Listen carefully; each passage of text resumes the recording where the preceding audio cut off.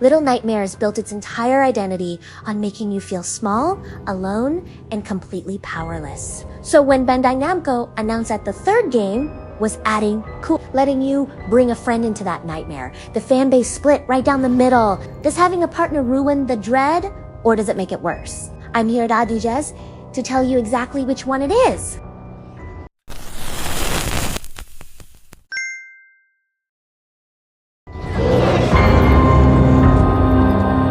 Little Nightmares 3 introduces to new characters, Lo and Alone. They're trapped inside a mysterious and deeply wrong place called the Spiral, a collection of warped, nightmarish worlds, each with their own grotesque logic and inhabitants. Their goal is simple: find a way out. No major spoilers here, but the story is told entirely through environment and atmosphere. No dialogue, no cuisine exposition, just dread and discovery.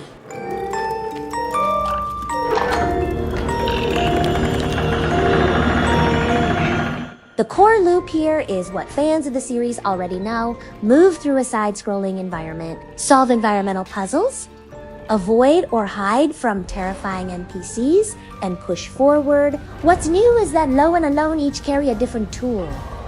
Lo has a bow, Alone has a wrench. These aren't weapons in the traditional sense. They're puzzle tools that interact with the environment in different ways. The puzzle design is genuinely clever. Most solutions require both characters to act simultaneously or in sequence. One holds a switch while the other slips through a door. One distracts an enemy while the other repositions. In Coop, this feels naturally satisfying. There's a real rhythm to figuring out a puzzle together. In solo play, you're switching between characters with a button press, and the AI handles the other. It works, but it's noticeably less elegant. The AI companion in solo mode is competent, but not smart. It follows you. It helps when prompted, and it generally stays out of trouble. But there are moments, particularly in chase sequences, where it hesitates or takes an inefficient path, and that breaks immersion hard. In a game this atmospheric, a companion doing something visibly dumb is jarring in a way that's tough to shake off immediately. Controls feel smooth and consistent across both PC and console. Movement is tight, and the platforming has the same weight and precision. The series is known for there's no grinding, no progression system, no upgrades. Little Nightmares 3 is a linear experience from start to finish, and it doesn't apologize for that. The focus is entirely on pacing and atmosphere, and the controls stay invisible enough to let both of those breathe.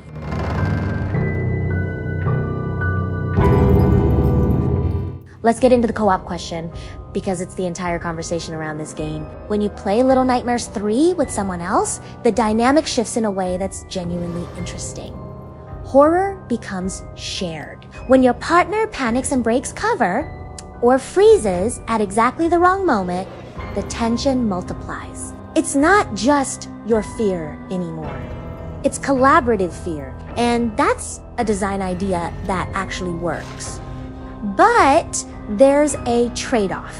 The original games were terrifying, partly because of pure isolation. Sharing that space with another player, even in online co-op, changes the emotional register.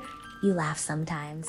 You communicate. The silence that made the first two games so oppressive gets punctured. That's not a failure of design. It's the honest cost of adding co-op to a franchise that was built on loneliness.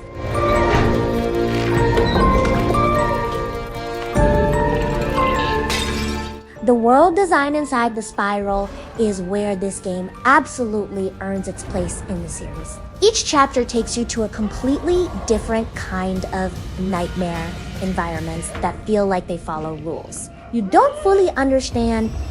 One chapter is a towering toy factory.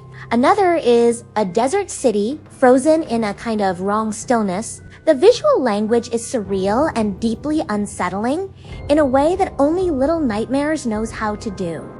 The enemy design continues to be the series' most quietly brilliant element. Every antagonist in Little Nightmares 3 feels like it was pulled from a specific type of childhood nightmare. They move wrong, they respond to you wrong. The horror isn't that they're monsters, it's that they feel almost human, but just broken enough to be deeply, instinctively disturbing. That's a much harder thing to achieve than straightforward gore, and this game nails it.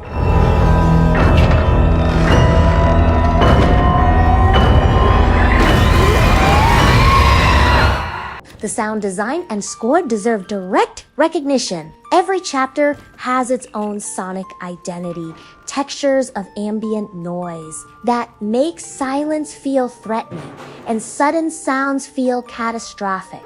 The music knows exactly when to swell and when to disappear completely. Paired with the visual surrealism, it creates an atmosphere that lingers long after the game is over. Little Nightmares 3 understands that horror is mostly sound, and it uses that knowledge fluently. Time to be honest, and this is an Adoogez review. So we're going all the way in. The solo AI companion is the game's weakest link by a significant margin in a series that has always been about isolation and precision. Having an AI partner that occasionally moves awkwardly or hesitates in high-tension moments actively undercuts the atmosphere the rest of the game is working so hard to build.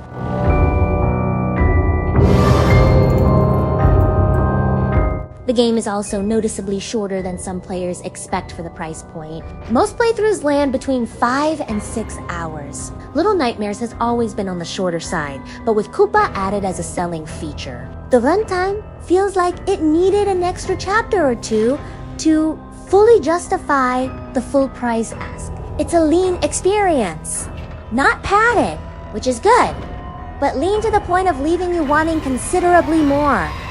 There's no local Koopa, online only. For a couch co-op style experience, that would have been an obvious fit for this series.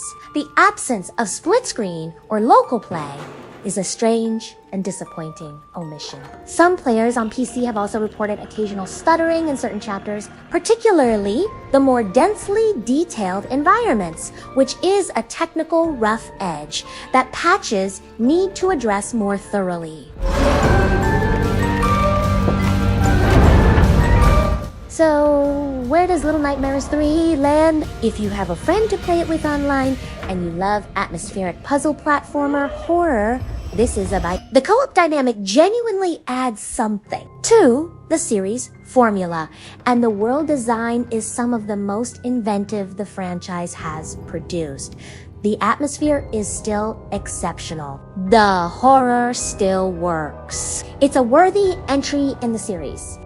If you plan to play solo, or the short runtime at full price gives you pause, wait for a sec. The AI companion experience is real, but it's a step below what this game is capable of when played as intended. My score is an 8.1 out of 10. A beautifully disturbing sequel that takes a meaningful creative risk with cope, one that mostly pays off. Held back by a solo mode that hasn't fully caught up yet. Here's my question for you. Do you think co-op belongs in Little Nightmares, or does sharing the nightmare with someone kill what made the first two games so special? I want to know where you stand. Drop it in the comments. And if you want reviews that never sugarcoat anything, subscribe to Adoogez Real Takes every week. See you in the next one.